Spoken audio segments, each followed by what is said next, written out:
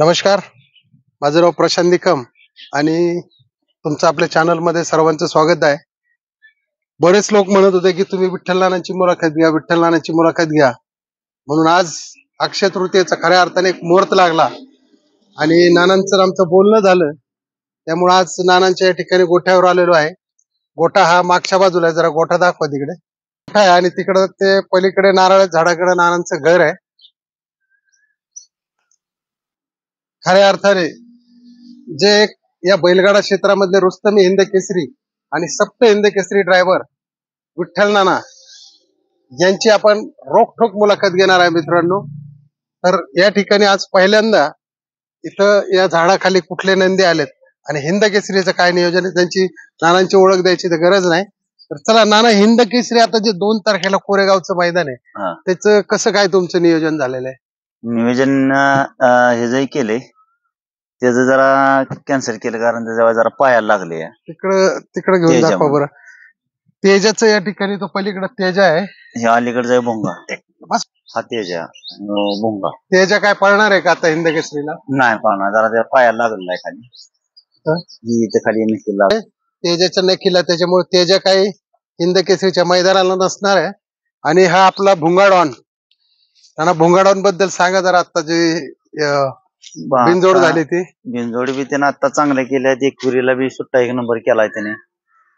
आणि लई शेटला म्हणलं आपल्याला शेट नावासाठी म्हणले गेले, सांगितलं नाना बैल आपल्याला तिकडे भरायचं. त्यांनी 7-8 दिवस झाले बैल पाठवून दिला. आता किती दिवस भुंगा नाना तुमच्याकडे राहणार आहे? बरेच दिवस राहणार. शेट म्हणजे ज्यावेळेस शर्यत असेल त्यावेळेस 1-4 दिवस अगोदर उतरूया आपण त्याला. आणि भुंग्याची आता तब्येत कशी आहे? तब्येत फ्रेश आहे, सारखा करतो मारतो.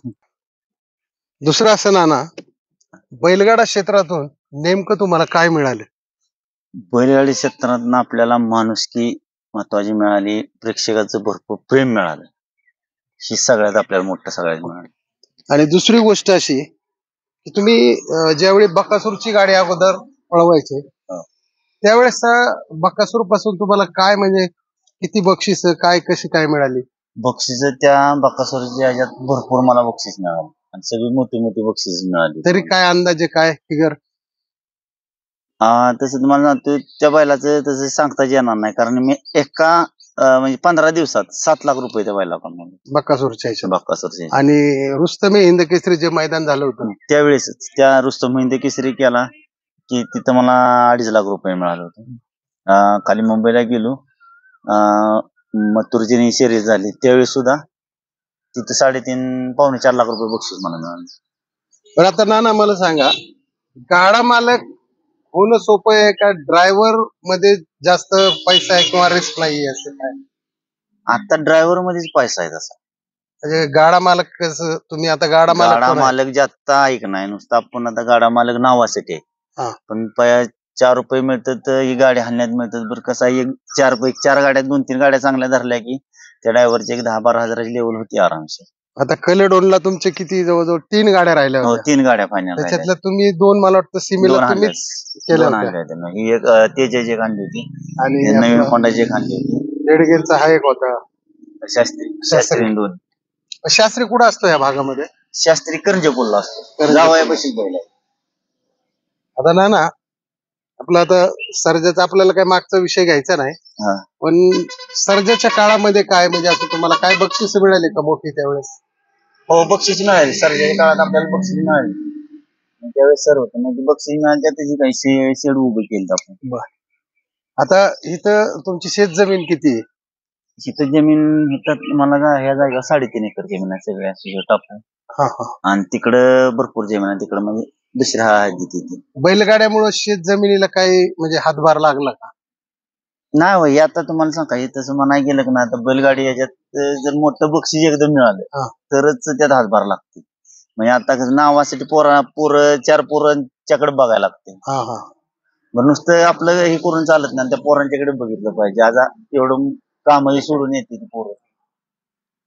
दुसरं एक असं ना, आता तुम्ही सरांचं नाव इथून पुढे लावणार आहे का भविष्यात, का नाही लावणार? असं बरंच सरांचं नाव मी चालू ठेवलं होतं, पण मला भरपूर जण दबाव यायला लागला त्याच्यामुळे मी सरांचं नाव परत मी मुलाखत देऊन केलं. पण मी त्यांचं बॅनरवरही नाव ठेवलं. गाडीवर तर नाव आहे सर्जा आणि सरांचा फोटो. सर्जा आणि सर ह्या दोघाला विसरू शकत नाही.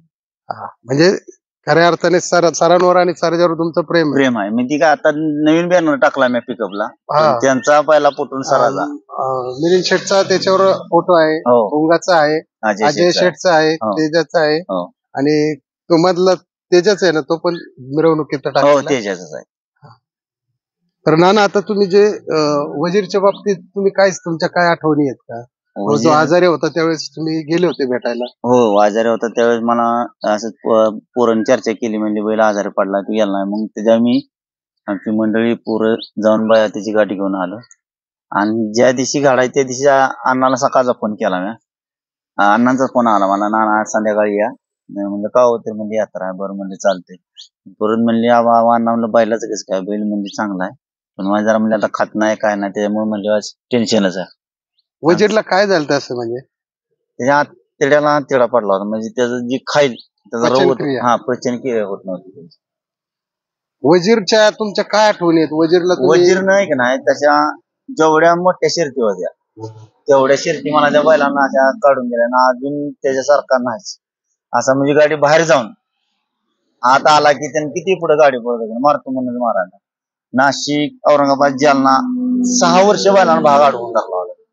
शेठकडे तुम्ही वजीर ज्यावेळेस पळवला, वजीर आणि बादल किती वर्ष निशान पळावला बिनजोडला? 6 वर्ष पळाला शेठकडे. शेठकडची काय तुमच्या आठवणी आहेत का, मोठ्या बक्षिसाच्या म्हणा, किंवा शेठचा काय स्वभाव? शेठचा स्वभाव एक नंबर. आपले पंढरी शेठ आप्पा स्वभाव असा होता की कुठल्या पोराने कधी तोडून बोलणार नाही. सगळ्या पोरांनी जेवढी इथनं पोरं बैलावर तिकडे मुंबईला यायची, 8-8, 15-15 दिवस पोरं राहायची, प्रत्येक पोरांनी 500 रुपये प्रमाण हजेरी द्यायचं. खर्च आहे पोरांनी जेवण खाऊन. हो, काय तुम्हाला जिमी लागल पोरांनी ती काय कमी पडून देत नाही. त्या माणसासारखा आता नाही तसा. त्याच्यानंतर सर आले, परत आता अजय शेट्टी, आता इत्या ह्याच्यात चालले बघा मिलिंद शेट्टी. आता नाना, मला बरेच म्हणजे कमेंट येतात की तुम्ही नानांचा नंबर द्या किंवा स्कॅनर टाका, आपण सगळे मिळून नानांना बैल घेऊन देऊ एक चांगला. तर त्याच्याबद्दल काय मत आहे तुमचं? एवढं मला आता तुम्हाला सांगा, हा एवढे जनतेचं प्रेम जे आहे की नाही, आपल्याला आशीर्वाद शेवटाची का आपल्यासाठी धरपड देते ही सगळी. त्यांची सगळ्याची इच्छा आहे नानाची, नानाला धावण्याला अजून बैल यावा चांगला, आणि अजून प्रयत्न चालूच आहे. नवीन खरेदीबद्दल तुमचं मत काय? नवीन खरेदीला आता तुम्हाला प्रयत्न चालला, 2-3 बैल बघली, त्यांनी 2 बैल फेल केली ती. त्यातनं अजून ते आता बैल, कारण आमची एकच अट आहे की फक्त इथं आम्हाला 2 अड्डे बैल पळवून द्यायची. इथं बैल पळाला काय म्हणते रक्कम सांगाल ती देणार त्यांना. बरं, आता आपण तुम्ही 3 नवीन नंदी खरेदी केले, एक तेजा, एक आपला नाग्या आणि दुसरा बदला. तर त्यातले 2 आपण विकले. तर याची तुम्ही किंमत युट्यूबला का सांगत नाही? किंमत का सांगू? किंमत नुसतं सांगून आपल्याला मोठीपणा नाही करायचा आपल्याला.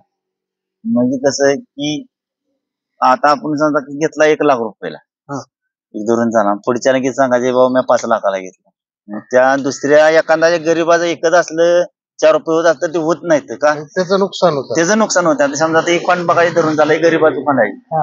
आता एक पान मी सांगितलं 1 लाख रुपये लागले, म्हणणार माझं ते अजून 2 लाख वाढता आलं तर हे होते, पण त्याचा तोटा किती होते वायदीत, तो जर हिशोब काढला तरी त्याला काही सुद्धा परवडत नाही. म्हणजे एखाद्या गरीबात चांगलं व्हावं कोणाचे, म्हणून आकडाच आम्ही जाहीर करत नाही. बरं, आता आपल्या म्हणजे हिंद केसरीच्या मैदानात याच्या बरोबरचा काय पायरा आहे, काय सांगता येईल का? नाही, याचा शेटनीच केला.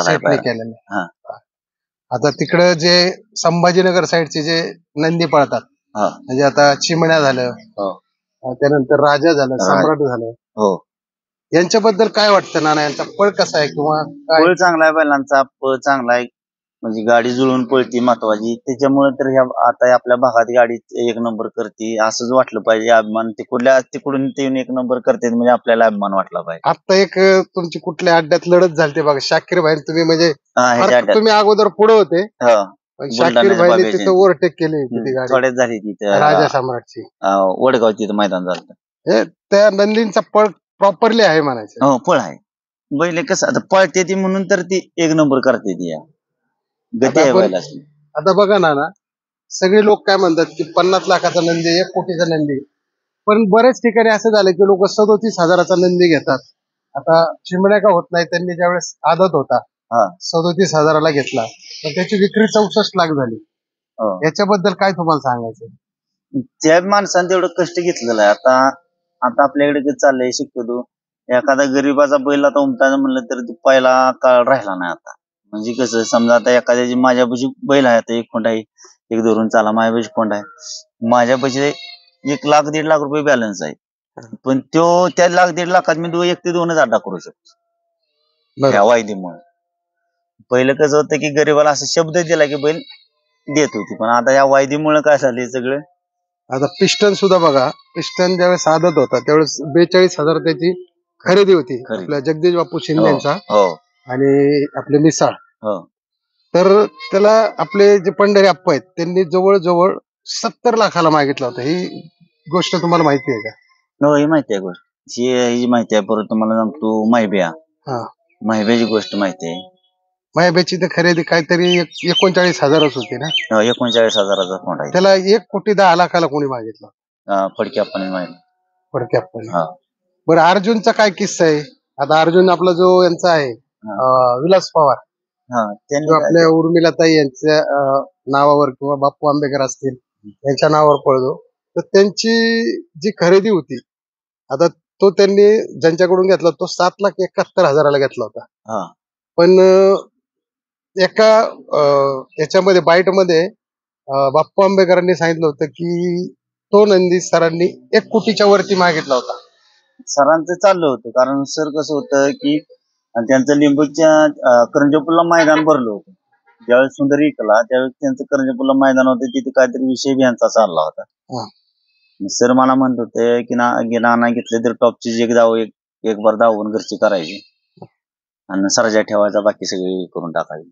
बरं, आता ना आपले जे लासुरण्याचे बबन दादा आहेत त्यांचं काय मत आहे की एक 40-50 हजारात वासर खोंड आणायची, ती घडवायची, पण एकदम असं टॉपचं नको की 80 लाख 50 लाख 90 लाख असा बैल.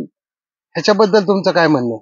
नाही, दादा म्हणतात ते बरोबर. आता समजा आपण एक 40,000ला वासरू आणलं, 1 लाख रुपये झाले म्हणजे तुम्हाला 1.5 पटीनं नफा मिळाला, त्या माणसानं वासरू देऊन टाकावा आयुष्य व्यवसायाच्या दृष्टीने. व्यवसायाच्या दृष्टीने. आणि जर कारण कसं आहे आता हे क्षेत्र असं झालंय की आज 4 पाय माझा कोण बी कोणाला मारू शकतं यात. बरोबर बरोबर. कुठलाही नंदी कुणाला कोण बी जरी आला तरी हार एकाला तरी घ्यायचे आणि जीत तरी घ्यायचे.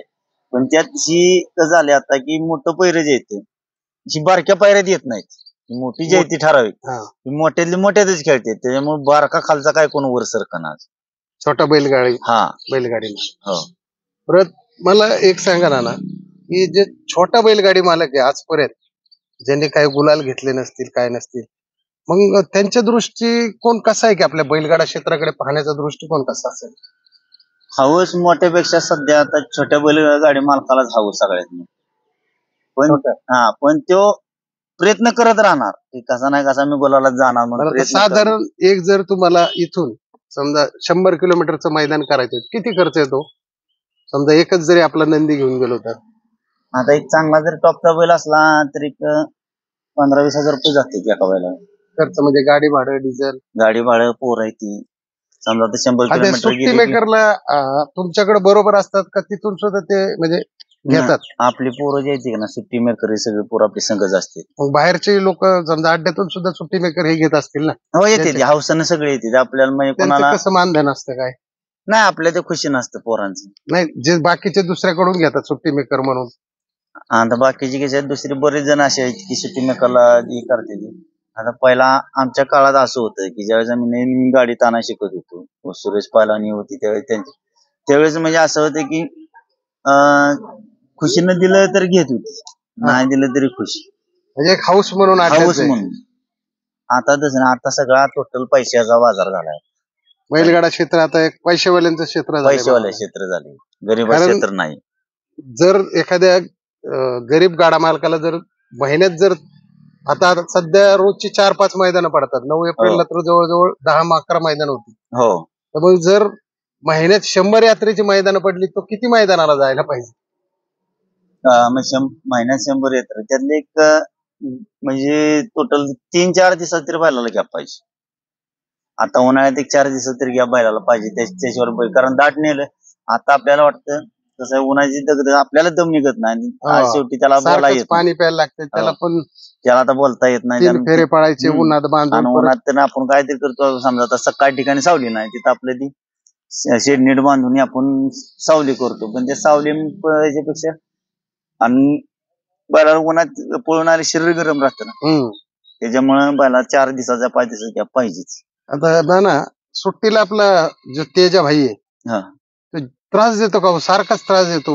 आम्ही ज्यावेळेस ऑनलाईन पाहतो त्याचं काय आहे, ती पहिली त्यांनी सिस्टीम केली, त्या नाकात एक शिंबडी घालत होती त्याला ती. आणि दुसरा ती शिंबडी आम्ही घालायची बंद केली होती. त्याच्यामुळे तो काय करायचा, त्या दुसरा बैल हल्ला की उडी हाणून निघून जायचा. म्हणजे बऱ्याच अड्ड्यात बघितलं आम्ही तो थांबतच नाही. आणि तो खवाळा की थांबायचा पण हा थांबत नव्हता, गाडी पार पुढे घेऊन जा. खवाळा की तसाच करतोय. आणि असा शांत जर उभा राहिला तर मग काय नाही. त्याची ती पहिली सवय आहे म्हणा. सवय आहे पहिली ती पहिली. आणि शक्यतो तिकडे कसं आहे, आपल्याकडे आता ती पट्टी खाली पट्टी असते, त्यामुळं त्या पट्टीच्या आतच उभं राहायला लागतं. तर त्यांच्या तिकडे कसं आहे, थोडी एवढी जरी मागणं सुटली तरी चालतं. ती सेकंद ज्यावेळी द्वारा तुटल्या सेकंद चालू होतं त्यांचं. आता नाना एक थोडक्यात 2-3 प्रश्न आहेत तुमच्याकडं. म्हणजे बऱ्याच प्रेक्षकांची इच्छा आहे की विठ्ठल नाना सरांचं नाव कुठंतरी लावावं, कारण तुमचे फॅन, सर्जेचे फॅन आणि सरांचे फॅन हे जवळजवळ एकच आहे. हो, एकच फॅन, दोघांचे एकच फॅन. नाव फॅन्स लोकांची इच्छा असते, नाव लावणार, कमेंट मध्ये बघतो आम्ही नाव लावणार. ज्यावेळेस तुम्ही म्हटले होते की मी इथं सर्जेची आणि सरांची पण समाधी बांधणार आहे, त्यामुळे एक जो गाडा शौकीन आहे वर्ग, गाडा मालक म्हणत नाही, जे पाहणारे जे आहेत त्यांच्या खूप इच्छा असतात तुमच्याकडून किंवा त्या नंदीकडून किंवा त्या गाडा मालकाकडून खूप इच्छा असतात की ह्यांनी असं करायला पाहिजे. तर भविष्यात तुमच्या डोक्यात असं काय प्लॅन आहे का? आता तुम्हाला सांगता, हे जे आता तुम्ही म्हणला की ही माझ्या आता अशी गंमत झाली तुम्हाला, तो बैल आता बकासूर टॉपचा पळवला, वजीर पळावला, सोन्या पळावला, टॉपची सगळी बैल आपण पळाली. पण सगळ्यात जीव आपल्या बैला म्हणलं तर सर्जावर.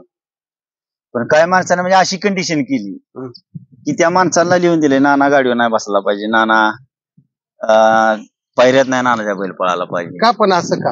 आता ती त्यांनाच माहिती. त्याच्यामुळे मी त्या बैलाकडे अजून बैल म्हणजे तुम्ही लिहून दिलंय का?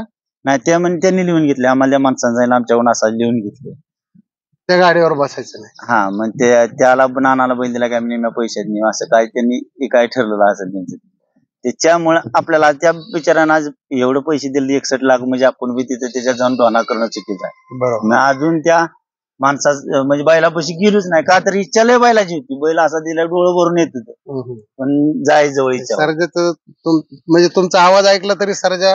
आता त्या दिवशी तुम्हाला लेंगरेच्या मैदानात गेलतो आम्ही, खाली आलो गटाला, सर्जा बी खाली गटाला पळायला आलता. तर त्या सर्जा नजर जी लावली होती माझ्यावर, ते नजरच पाडीत नव्हता. पण चकड्याला जो पण एकटाच आणला होता खाली. पण मस्त वाटायचं जवळ जावं, पण परत म्हणलं कसं आहे, समजा काय झालं, परत म्हणलं या माणसाला परत आणखीन ताप नको आपल्यामुळे, त्या बैलाकडे गेलोच नाही. तुमचं अभिजित भाईशी काय असं बोलणं झालं होतं, काय कोण बिन काय आपल्या सर्जा संदर्भात किंवा गाडीच्या पायऱ्या संदर्भात? मी एकदा त्यांच्याशी म्हणजे आपला त्यांचं माझं नाही, माणूस पाठवला तिथे, आपल्या अशी गाडी हाणूया तेजाची दोन्हीची. तर त्यावेळेस त्यांनी मला सांगितलं, नाना म्हणले ते विषय नाही, फक्त अशा आमचा कोणी झाले तेव्हा आम्हाला काय तुम्हाला पैसे देता येत नाही. त्यांनी आपल्याला डायरेक्ट संबंध आपले चांगले सगळे. हो, संबंध आपले चांगले आहेत. आता त्या भाई अभिजित भाई असंच बोललं, आम्ही बोलत बसतो, हे करतो. बघा मित्रांनो, जे गैरसमज असतात, आपला प्रेक्षक वर्ग गाडा शौकीन असतो. आज नानांनी ते सगळ्या गोष्टी क्लिअर केलेल्या आहेत आणि खरोखर नानांचा सरांवरती जीव आहे, सर्जावरती जीव आहे. आणि नाना इथून पुढे भविष्यात सरांच्या नावावर 100% गाडी पळवणार आहेत आणि परमेश्वर त्यांना खूप या बैलगाडा क्षेत्रामध्ये यश देव.